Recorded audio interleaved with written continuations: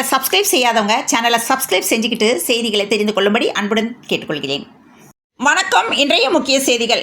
பக்ரீத் பண்டிகை இன்று கொண்டாடப்படுவதையொட்டி இஸ்லாமிய மக்களுக்கு தமிழக முதல்வர் மற்றும் அரசியல் கட்சித் தலைவர்கள் வாழ்த்து தெரிவித்துள்ளனர். நலம் காக்கும் ஸ்டாலின் திட்டத்தின் கீழ் ஆண்டுக்கு 1756 உயர் மருத்துவ சேவை முகாம்கள் செயல்படுத்திட நிதி ஒப்பளிப்பு செய்து தமிழ்நாடு அரசு அரசாணை வெளியிட்டுள்ளது.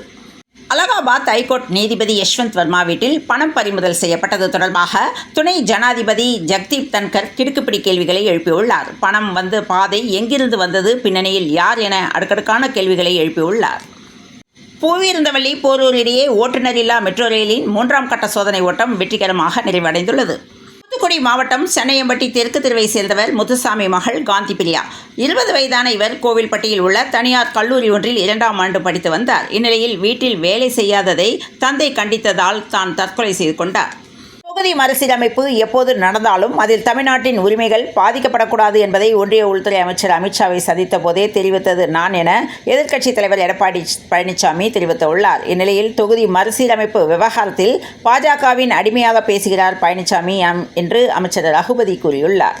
மதுரை மாவட்டம் பாண்டிக்கோயில் என்ற இடத்தில் ஜூன் 22ஆம் தேதி முருக பக்தர்கள் மாநாடு நடைபெற உள்ளது. இந்நிலையில் காவல்துறையினர் நடுநிலையான அமைப்பாக செயல்பட வேண்டுமென உயர்நீதிமன்ற நீதிபதி கருத்து தெரிவித்துள்ளார். ஒப்பந்த தொழிலாளர்களுக்கு வழங்கப்பட வேண்டிய ஊதியத்தை சுருட்டுவதை போன்ற கொடுங்குற்றமும் பாவமும் உலகில் இல்லை. இந்த ஊழல் குறித்து நியாயமான விசாரணைக்கு தமிழக அரசு ஆணையிட வேண்டுமென பாமக தலைவர் அன்புமணி வலியுறுத்தியுள்ளார். பூந்தமல்லி போரூர் மெட்ரோ டிசம்பரில் பயன்பாட்டுக்கு வரும் என்று அதன் நிர்வாக இயக்குநர் சித்திக் தெரிவித்துள்ளார்.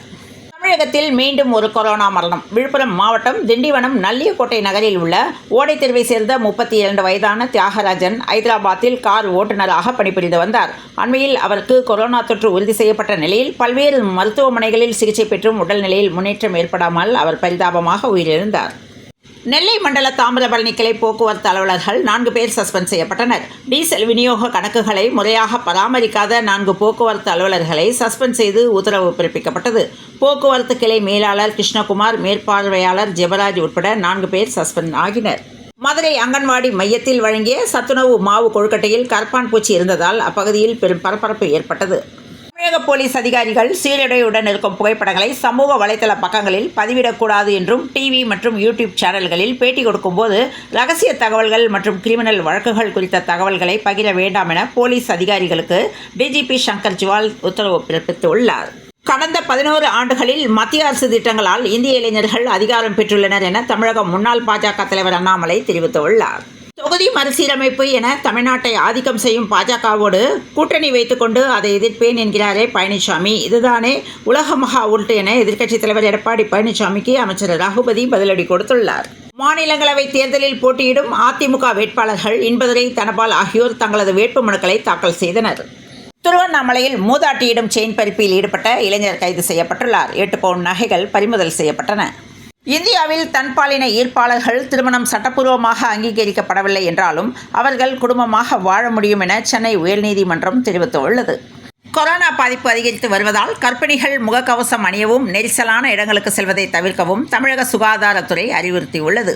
இந்தியாவில் தற்போது மீண்டும் கொரோனா தொற்றின் தாக்கம் அதிகரிக்க தொடங்கியுள்ளது. நாடு முழுவதும் தற்போது கொரோனா தொற்றால் பாதிக்கப்பட்டவர்களின் எண்ணிக்கை 5364ஆக உயர்ந்துள்ளதாக மத்திய சுகாதாரத்துறை அமைச்சகம் தெரிவித்துள்ளது.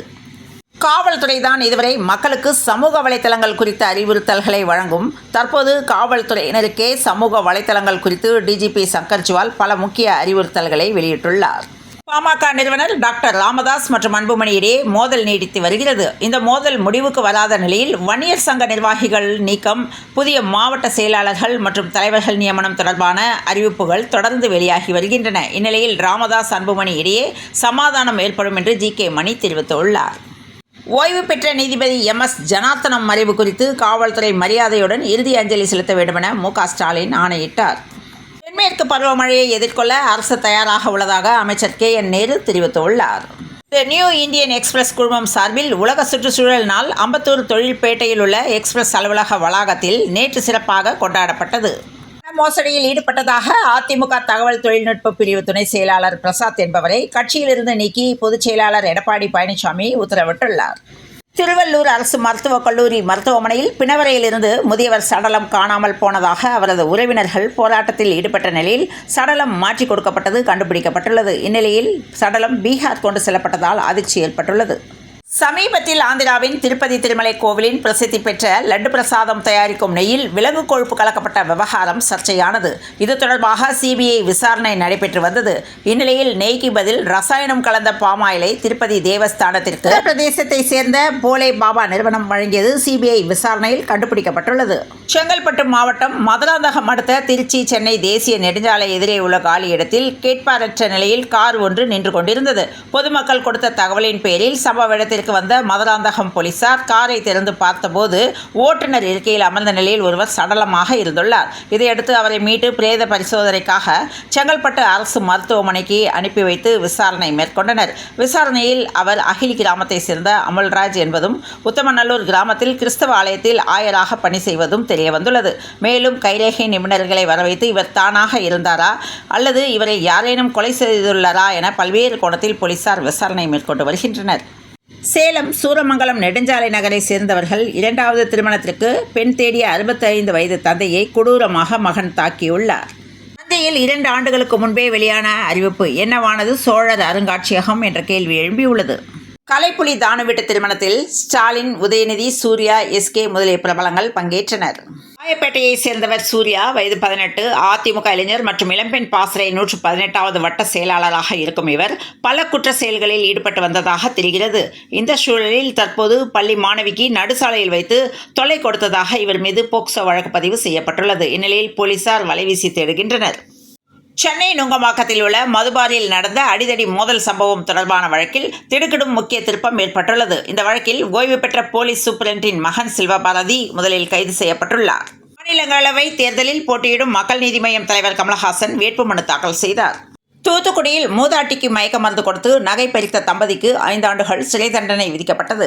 விழுப்புரம் மாவட்டம் கண்டாச்சிபுரம் காவல் நிலைய எல்லைக்குட்பட்ட அடுக்கம் கிராமத்தில் பஸ்ஸும் சரக்கு வாகனமும் நேருக்கு நேர் மோதி கொண்டதில் விபத்துக்குள்ளானது. இந்த விபத்தில் ஒருவர் பரிதாபமாக உடல் நசுங்கி பலியானார். திருச்சி மத்திய பேருந்து நிலையத்தில் நடைபெற்ற ஒரு பிரம்மாண்ட விழாவில் புதிய 9 மகளிர் விடியல் பயண பேருந்துகளை அமைச்சர் KN நேரு கொடியசைத்து துவக்கி வைத்தார்.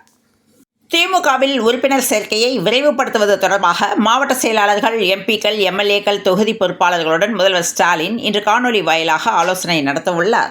100 ஆண்டு பழமை வாய்ந்த இராணுவ பயிற்சி முகாம்களில் ஒன்றாக விளங்கி வருகிறது நீலகிரி மாவட்டம் குன்னூர் அருகில் உள்ள வெலிங்டன் இராணுவ பயிற்சி மையம். இந்நிலையில் உப்பை உண்டு புனித நூல்கள் மீது சத்திய பிரமாணம் செய்து எல்லைகளை பாதுகாக்க 500 அக்னி வீரர்கள் கிளம்புகின்றனர்.